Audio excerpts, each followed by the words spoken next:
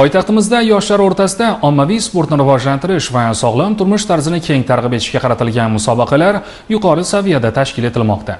5 tashabbus olimpiadasi doirasida Ichki ishlar vaziri kubogi uchun voleybol musobaqasining shahar saralash bosqichi ham mana shunday muhim sport tadbirlaridan biri bo'ldi. Unda Toshkent shahrining 12 ta tumandan tashrif buyurgan mahalla jamoalari respublika bosqichi yo'llanmasi uchun qizg'in bellashdi.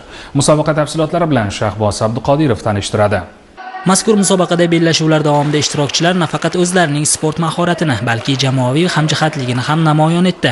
Voleybol bahslari murosasiz va qizg'in kurashlarga boy tarzda kechdi. Har bir jamoa o'z tumanining sharafini munosib himoya qilish maqsadida maydonga tushar ekan, uchrashuvlarda kuchli tayyorgarlik va mustahkam himoya harakatlari ham kuzatildi. Musobaqa davomida murabbiylar tomonidan yosh voleybolchilarning texnik va taktik harakatlari baholanib, kelgusi musobaqalarda yuqori natijalarga erishishi mumkin bo'lgan iste'dodli sportchilar ham saralab olindi. Hozir juda ham qiziquvchilar ko'p, musobaqaga qatnashadiganlar ko'p. Bolalarni bo'sh vaqtlarini mazmunli o'tkazish uchun bu yozda mana juda katta imkoniyat. 12 ta tumanimizdan 12 ta komanda qatnashadi. Ular ichida g'olib bo'lganlari respublika bosqichiga chiqishadi. Hammaga omad tilaymiz.